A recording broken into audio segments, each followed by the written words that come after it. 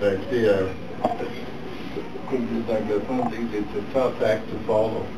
Il est certain que je vais vous dire en gros de quoi il s'agit. En fait, j'ai pas beaucoup de mérite parce que j'ai eu une chance inouïe. À un moment donné de ma vie, je suis venu en contact à la fois avec le génie et avec l'amour. Je m'explique. En 1900, vers la fin des années 90, moi j'ai fait mon cours à l'Université McGill. Et mon ancien patron, je ne vais pas le nommer, Dr. Maury Galton, Dieu son âme, m'a appelé pour me demander un service anodin. Il m'a demandé de suivre une patiente qui migrait des États-Unis et qui s'en venait au Canada, plus précisément à Laval. Et comme j'étais le seul médecin qu'il connaissait à Laval, il m'a demandé si je voulais bien la suivre. Ah, je me suis dit, bon, mon Dieu, c'est plaisir, après tout. C'est juste, je ne me suis pas mis au garde-à-vous parce qu'à l'époque, la discipline des hôpitaux de l'Université McGill était presque militaire. À cet événement, j'ai vu cette femme pour la première fois à mon bureau. Et dans l'histoire de cas habituelle que j'ai faite, je lui ai demandé ce qu'elle faisait antérieurement dans les vies. Elle m'a dit que j'étais infirmière. J'étais infirmière, c'était pas une information particulièrement originale. À cet événement, j'ai suivi cette femme pendant quelques années. Et un jour, elle m'a appelé avec une voix extrêmement faible, me demandant si j'accepterais de la voir à domicile, précisément parce qu'elle ne pouvait pas se déplacer. Et là, j'ai dit, bon, ben, je vais y aller. Comme dans le temps, hein, quand les médecins faisaient des visites à domicile, le bon vieux temps. Alors, je me suis rendu au domicile de cette femme. Et là, on est encore dans la réalité, là. On n'est pas dans la fiction de l'homme. Ce sont des faits. Ça, je l'affirme. Alors, en arrivant sur place, je suis tombé sur cet endroit où le dos s'est terminé. Cette femme, évidemment, je m'attendais à un appartement d'une vieille dame âgée, avec des petits bibelots, des petits centres de table, des petits bonbons. Ça, je n'ai pas été surpris de ça. Ce qui m'a étonné, c'est qu'elle avait un piano droit sur lequel il y avait deux photos couleurs extrêmement claires, très claires. Puis on la voyait, elle, comme jeune infirmière à l'époque, en 1955, elle a tenu cette date. 1955, avec sa coiffe infirmière qu'il y avait à l'époque. Et elle poussait quelqu'un dans une chaise roulante. Mais voilà, savez-vous qui était dans la chaise roulante? Albert Einstein. Elle avait été l'infirmière d'Albert Einstein. Elle ne me l'avait pas dit. Bon. Alors moi, évidemment, je suis devenu à ce moment-là rouge comme une tomate sans doute, parce que cet homme, pour moi, était mon Dieu, entre guillemets, presque. C'est mon maître de pensée. Alors, devant le trouble manifeste que j'avais, je me rappellerai toujours, la pauvre dame, elle avait de la misère à marcher. Ça, c'est tellement ancré dans mon esprit. Elle avait une marchette et aussi, elle avait un lourd accent slave, aussi, vous mimez un peu. Elle était juive, polonaise d'origine. Et elle me dit, oh, va être docteur. Après que j'ai vu ces deux photos. Et elle s'est dirigée vers son vaisselier.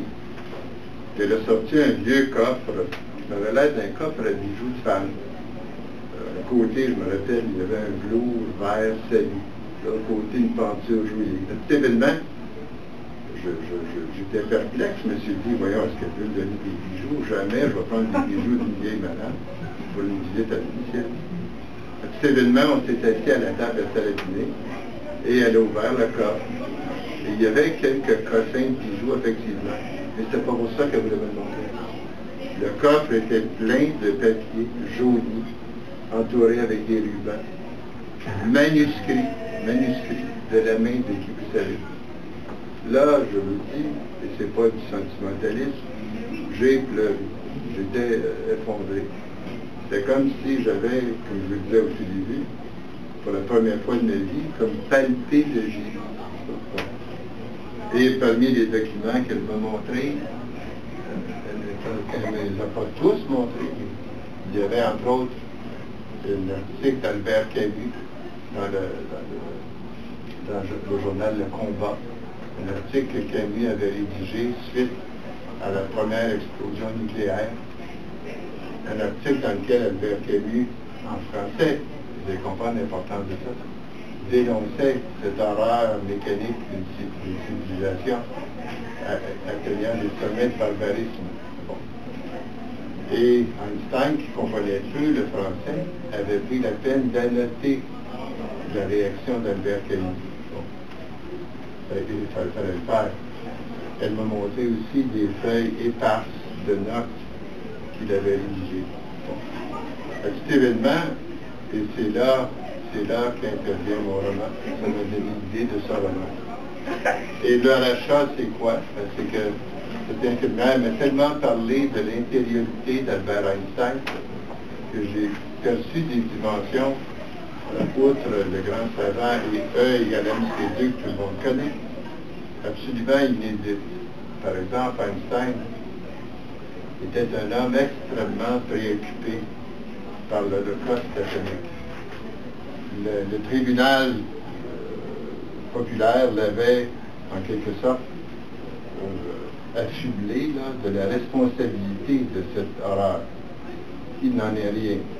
Soyez assurés que la lettre qu'il avait rédigée pour le président Roosevelt en 1939 mettait en garde Roosevelt contre les recherches allemandes, n'est-ce pas, qui auraient pu aboutir à la construction d'une bombe atomique.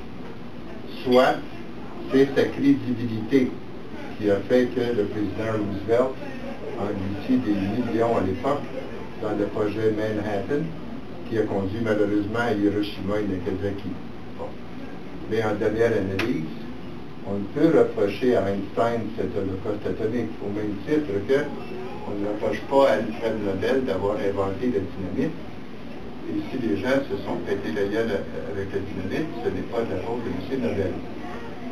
Cet événement, je ne veux pas rentrer dans la quincaillerie lourde, même la scission de l'atome, auquel, si vous voulez, on réfère avec la bombe atomique, Einstein n'y avait même pas pensé.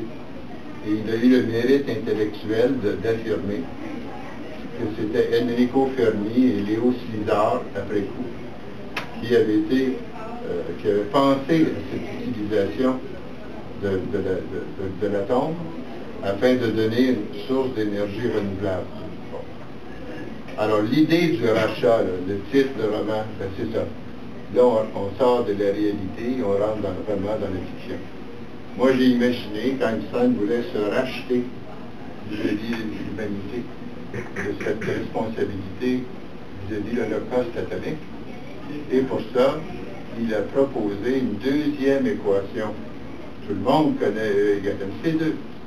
Même celui qui est incapable de discerner un tonneau de bière d'une équation connaît cette équation. Elle a marqué l'imaginaire humain. Alors j'ai imaginé qu'Einstein a écrit une deuxième équation. Et que cette deuxième équation, évidemment, il voulait la soumettre, vous en doutez, au président Eisenhower à l'époque, en 1955. Bon. Et j'ai imaginé dans mon roman qu'il avait donné cette lettre à poster à l'infirmière, dont le nom fictif, parce que le Collège des médecins que j'ai consulté m'interdit de donner son nom, mais que j'ai baptisé arbitrairement Rosalia Borussowska. Il avait donné donc à poster à cette lettre. Et Rosalia était tombée cependant en amour avec Einstein. Et l'amour fait faire parfois de curieuses choses. Elle voulait garder jalousement tout ce qui venait du grand homme. Il y avait une relation pas pathologique, mais enfin assez singulière, un peu comme Françoise Sagan et Jean-Paul Sartre. Bon. Alors donc, elle avait gardé ce document. On parle de mon roman. Et vous comprenez la surprise de mon héros, le docteur Champagne, qui tombe sur ce document inédit dans une enveloppe adressée au 1600 Pennsylvania Avenue, à la Maison-Blanche à l'époque, avec un timbre de 2 sous à l'effigie de Thomas Jefferson. Mais attention, sans le cachet de poste de la poste américaine de l'époque. Bon. Là, je vous arrête, parce qu'on va tous savoir ce qu'elle a dit. Alors, ce que je souhaiterais, c'est qu'on prenne une sandwich ensemble et que vous puissiez discuter avec nos amis journalistes un peu. Pour les autres, ben, vous irez le lire. Alors, je vous invite à